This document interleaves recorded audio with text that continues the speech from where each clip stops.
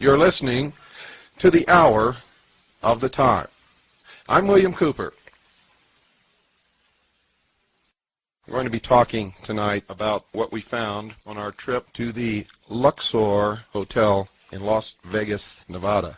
Driving across the desert of Nevada, approaching from the Boulder City Highway, looming off in the distance is an incredible sight. If you did not absolutely know where you were at, you would tend to believe that you were delirious and had somehow been transported to the desert of Egypt. Rising up above the city of Las Vegas is a black, reflecting, huge pyramid, easily as big as the Great Pyramid of Cheops in Egypt. On the top of this pyramid is a crystal capstone, or what appears or looks like crystal capstone, reflecting the sunlight in every direction. If you've ever looked at a polished piece of black obsidian volcanic glass, that might give you some idea of what the surface of this pyramid looks like. As you travel closer along the highway, you begin to see looming up in front of the pyramid an exact replica of the Sphinx. And in front of the Sphinx, towering approximately 150 feet in the air, the phallus of Osiris, an obelisk, for those of you who have not followed our series on the mysteries. And if you don't know what an obelisk is, I'm sure you're acquainted with the Washington Monument. The sight is absolutely awe-inspiring. The sheer size of this structure is overwhelming.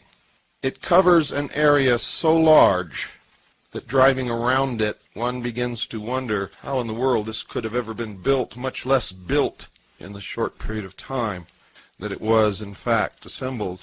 During the time that the Luxor Hotel was under construction, a huge fence surrounded the area. They had armed guards on patrol. No one was allowed to watch the construction or see what was going on, except that part which loomed above the fence. No visitors were allowed to watch the construction, and no press was given access. When we first drove to the Luxor, went around this huge, tremendous complex upon which this hotel sits, and then finally went across the street, parked the car, put our press passes on the front of our garments, got out with our video cameras. I looked directly across the street and was confronted with the head of Tutankhamun, who then promptly winked at me. Everything about this ninth wonder of the world, for it truly is, I can assure you, leaves one with a sense of awe, a sense of disbelief, overwhelming beauty. It is, in fact, beautiful beyond description. What I'm trying to do here is convey to you what I saw, and there are not words enough to do it. Now, if you've listened to our series on Mystery Babylon, you know that the Egyptian pyramids were never tombs. They were not burial places or crypts for the bodies of kings or queens or anyone else. They were temples, great temples of the mystery religion, and they functioned for the purpose of initiation. I can assure you that the Luxor Hotel in Las Vegas is a temple of initiation for the masses, the millions upon millions of people who visit that city each year. Probably billions. Not just from America, but primarily from America, but also from around the world. For every single bit of symbolism connected with the mysteries is built into this hotel, beginning with the obelisk, which represents the generative force, the Sphinx, which is to remind mankind that he is, after all, only an animal, you can think, and therefore is always engaged in this constant battle between the animal and the intellect. And then the great temple of initiation, the pyramid, this one with capstone intact, crystalline in nature, representing, as the sun reflects and glints off of every faceted side of it, representing the all-seeing eye. To give you some idea of the size of this structure, inside the building on the ground floor, 9 Boeing 747s would fit comfortably with no crowding and no problem. 9 Boeing 747, and those are the huge passenger jets. 9. Inside the building there is an obelisk which begins at the lowest floor, which is below the ground floor actually. Begins on the lowest floor, comes up through the casino onto the upper deck and points directly at the center apex, the zenith of the pyramid, is another obelisk. It is an incredible sight, ladies and gentlemen. Everywhere you go there are Egyptian hieroglyphics, scenes of all of the ancient gods. Remember I told you all the old gods are returning? Boy, are they ever. The whole story of the Osirian cycle is unfolded. The Nile River is there, and in fact, the Nile River circumnavigates the entire lower level, and they have great Egyptian barges upon which people ride around the inside perimeter of this great pyramid. The rooms are all built into the outer walls. There are no rooms inside the walls. They are in the walls of the pyramid, and each floor is on a level that juts out above the floor below it all the way up. The elevators are inclinators, and they travel up to the different floors. 4 elevators are inclinators, one at each corner of the pyramid. The space inside this building is awesome. It's overwhelming. As you travel up the escalator and walk down the steps into what appears to be a city within a pyramid, in the midst of which is this huge obelisk pointing toward the apex above. Lasers of different colors flash and cross the air in front and around and over you everywhere you go. There are lights, and there are television sets every which way you turn, of every conceivable size, until you finally stand and you're looking up at the side of what appears to be a skyscraper inside this pyramid, on the side of which is a huge television screen, and it reminds you of George Orwell's 1984. That immediately comes to mind. For everywhere you look, there are eyes and television sets, just as what was described in 1984, or in Huxley's Brave New World. There is no doubt whatsoever that the people who built this resort hotel were not only well versed in the mysteries, but were experts, are experts in the mysteries. They understood everything. There is a 3-chapter episode consisting of 3 different rides or experiences, whatever you want to call it, called The Search for the Obelisk. And everywhere there are screens giving you little previews of these 3 different episodes or chapters. And you need 3 different places to go to experience this over a period of time. And they are urging you to come join the quest. If you read my book, and if you've paid attention during the Mystery Series broadcasts of the Hour of the Time, you know that at the heart and soul of all of what's happening in the world is the order of the quest. Benjamin Franklin talked about the order of the quest. He, in all actuality, was a member of the Order of the Quest. He was also a Freemason. He was also the Grand Master of the Lodge of 9 Muses.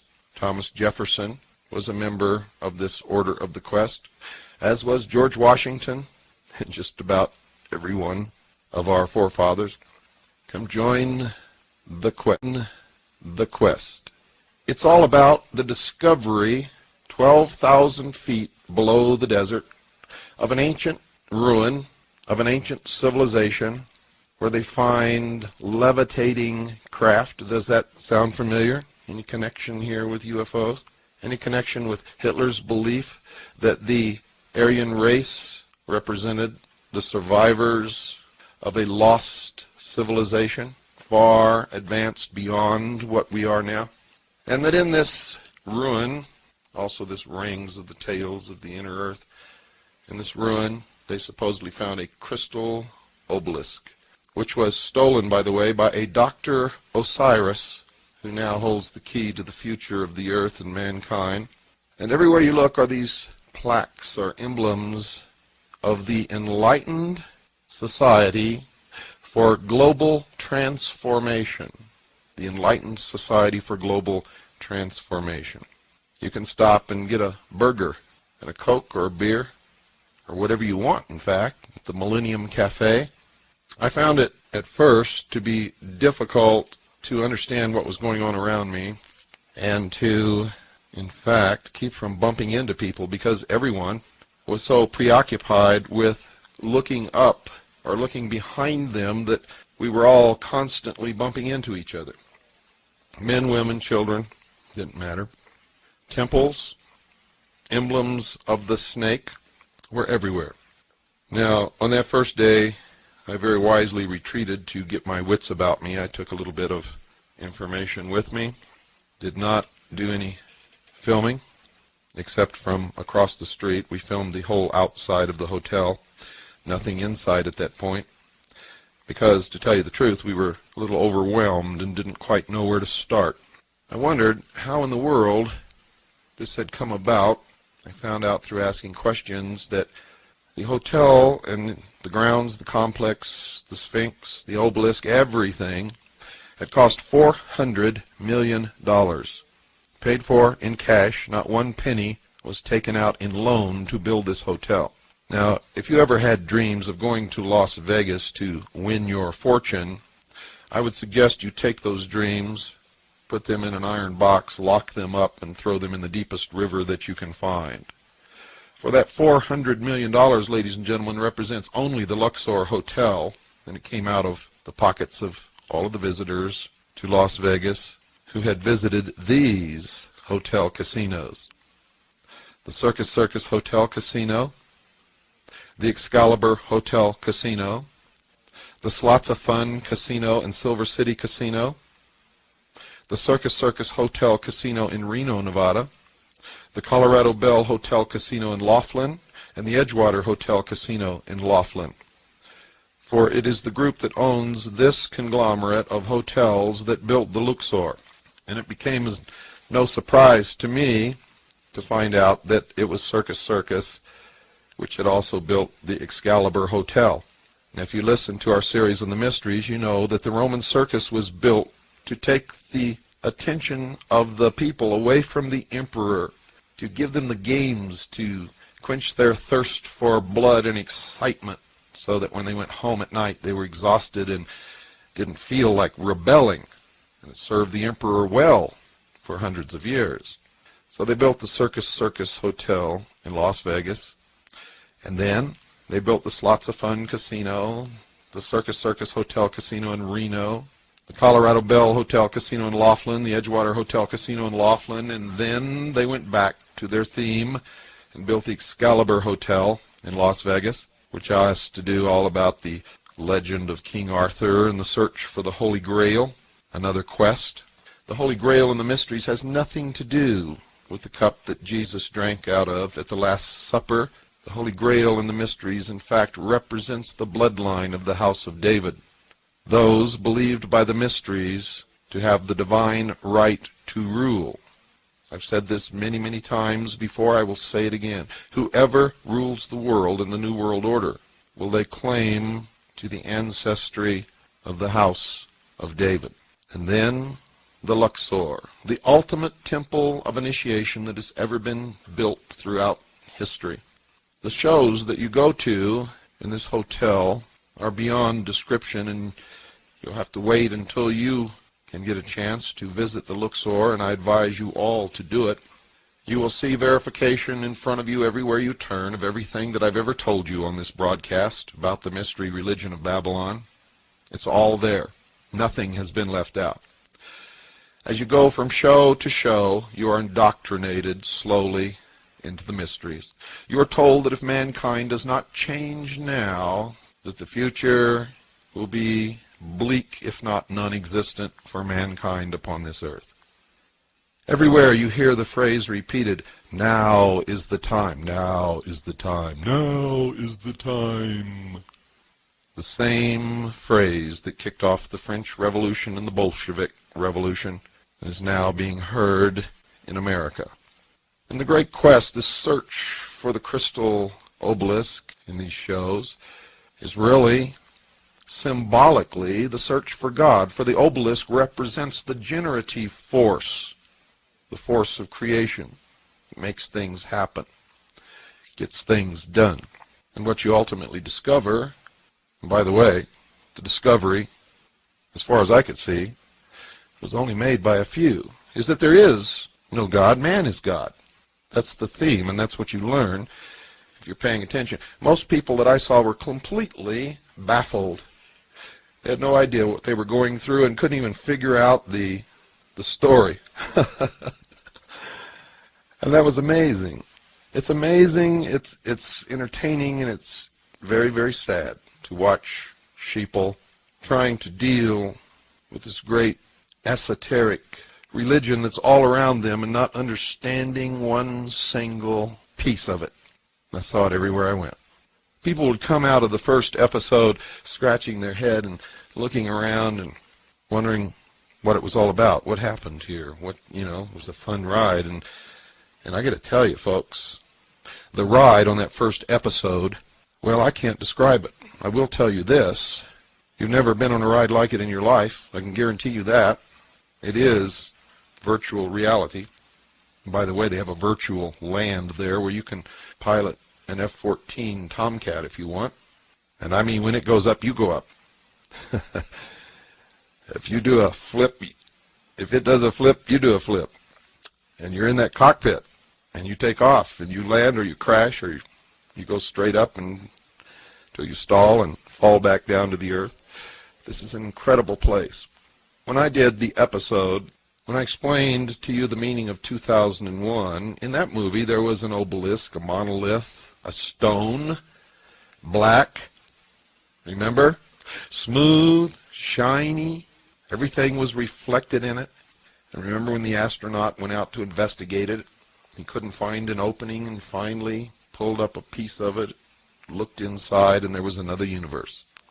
Well, I got news for you, folks. That stone makes up, on the inside, a huge monolith, just like in the movie 2001, perfectly polished, as black could ever possibly be in your wildest, darkest nightmares. And it reflects everything that goes on. All of the lights and the laser beams that are flashing through the air are all reflected in this shiny, polished, smooth black stone. It resembles the stone in the meditation room of the United Nations. What you're hearing tonight, ladies and gentlemen, is the indoctrination of the masses, the sheeple, into the exoteric meaning. Not the esoteric, mind you. Only those of us who have been studying that for many years really understand what we're looking at. But the public is being prepared for the New World religion. Make no mistake about that. And we all must prepare for what's coming. For what is coming, for many of us, is not going to be good. Many people will embrace the New World Order and the New World religion. They will not have to think anymore. They will not have to be responsible. Of course, they will have no freedoms. But Daddy will take care of them. Their every need will be furnished as long as they do what they're told, when they're told, how they're told, and worship the God that they're told to worship. Those people will be happy, but many of us will not be happy under those circumstances, and we need to prepare ourselves for the hardships and the trauma that is coming. And as sure as I'm speaking to you tonight, it is coming. A visit to the Luxor Hotel will bring this home to you quickly, quicker than anything that I can think of. And when you see the Excalibur right next door, and down the street the Circus, all built by the same people, and all right out of the control mechanism of the ancient mystery religions of Babylon. When you go down to the lower level, the murals of Egyptian life cover the entire walls of this stairwell, which also, by the way, has escalators.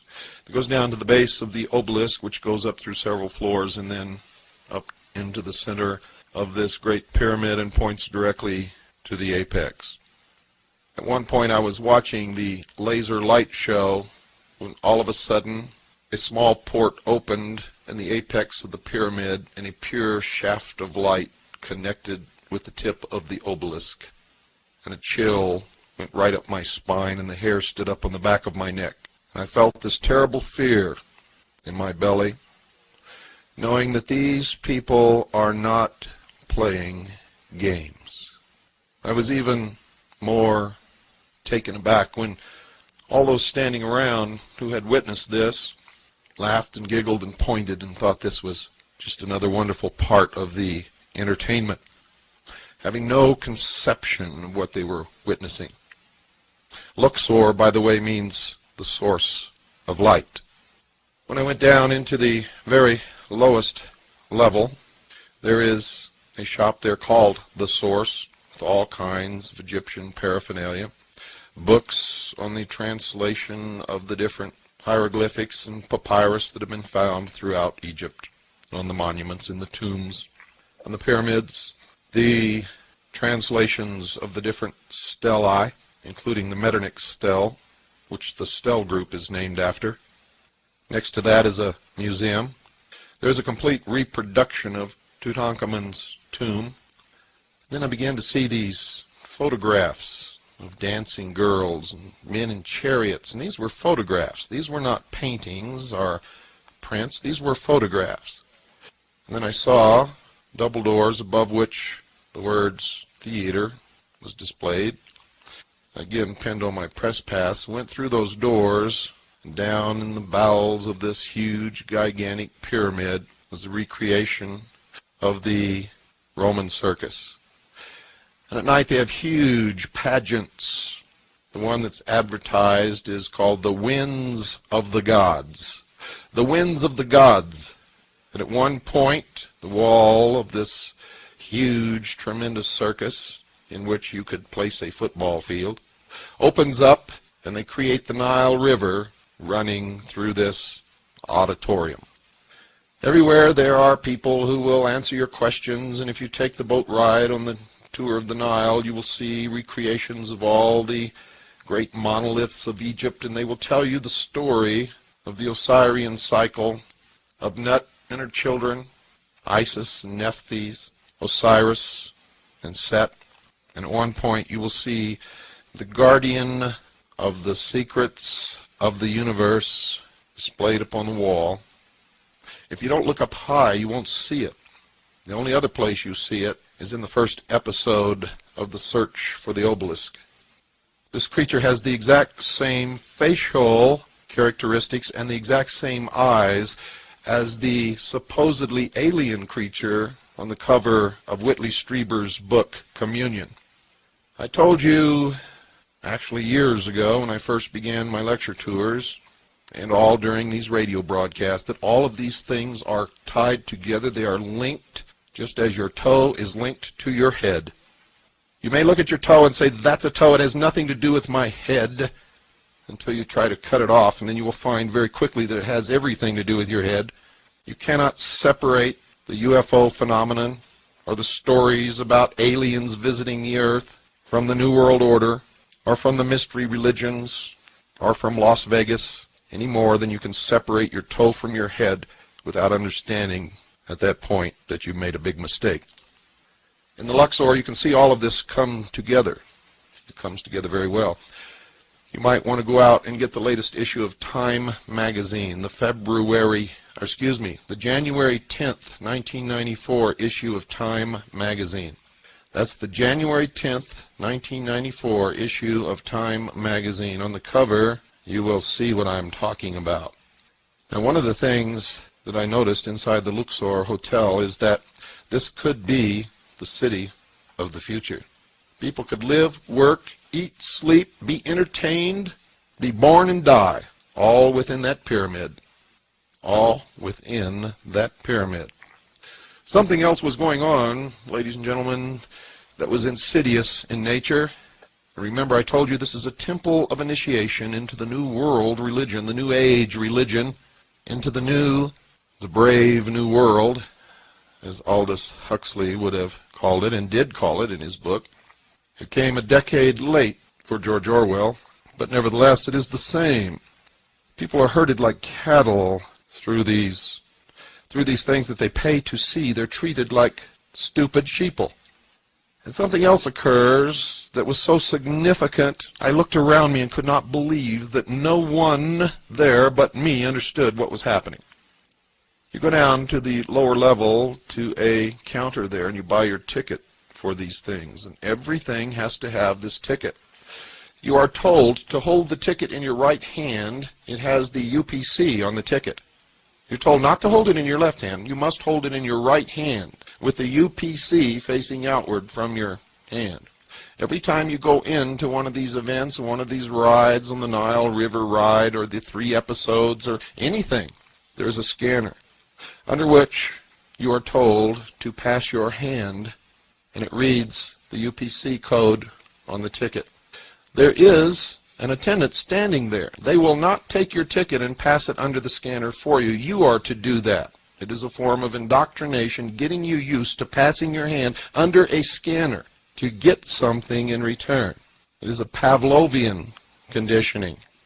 You do it enough, you think nothing of it. And eventually that ticket will disappear, and whatever is being scanned will be in your hand.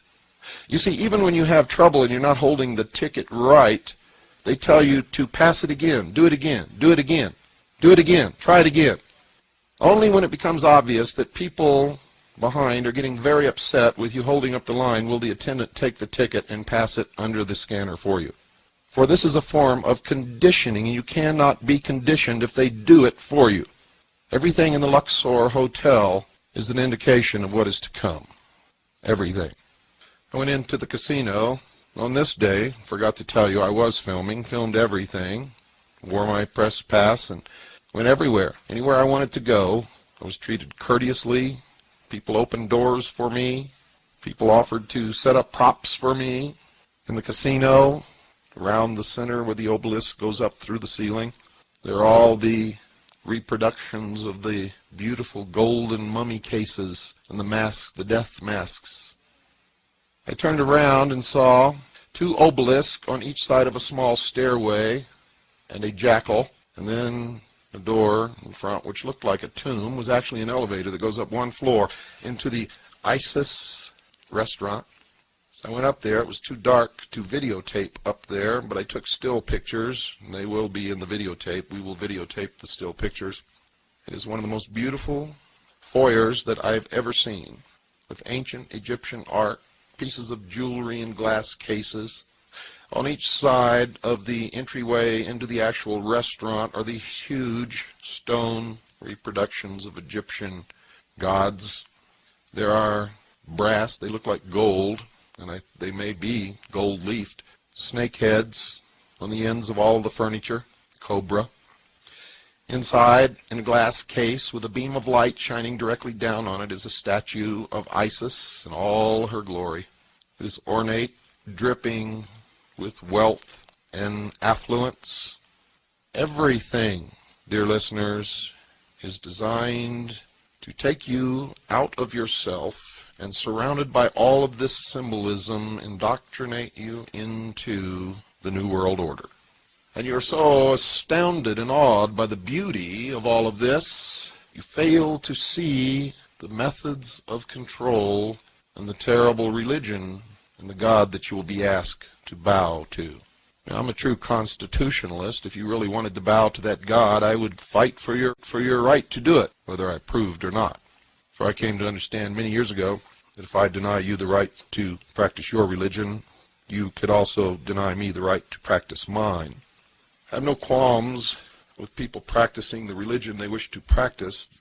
The problem I have is being lied to and deceived and manipulated into doing things and believing things and accepting the loss of freedoms and sovereignty through deception and lies and cunning wit, for the most part being enacted upon an unsuspecting, trusting people. That I despise. And I know that whatever new order or new world they create through these types of procedures will not be the utopia that they promise that it will be, will not be a wonderful world free from crime. No, ladies and gentlemen, it will just be another mountain of lies built upon the last mountain of lies.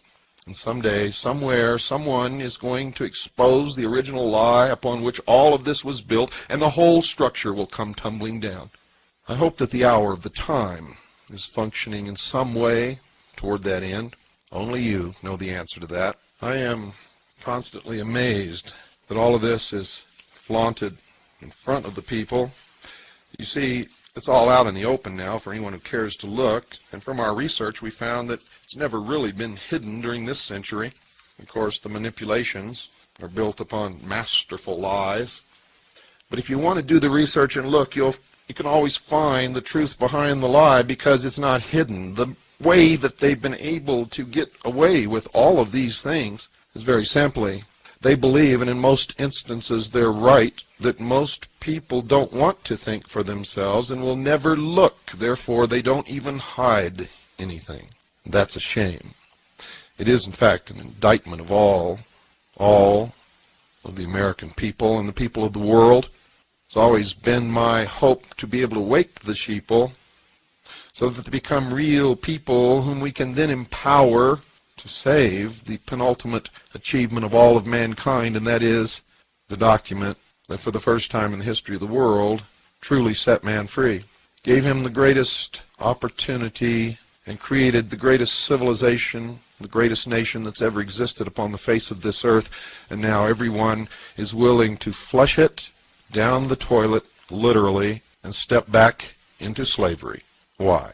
At night, the Luxor lives up to its name and is truly the source of light. As darkness falls, and they turn on the mechanism at the apex of the pyramid, the brightest light I have ever seen in my life, or that anyone on this earth has ever seen, besides the sun, shines up through the center of the crystalline capstone, and a pure white beam of light, a shaft of light, reaches up into space, and it is one of only two natural man-made structures that can be seen from space.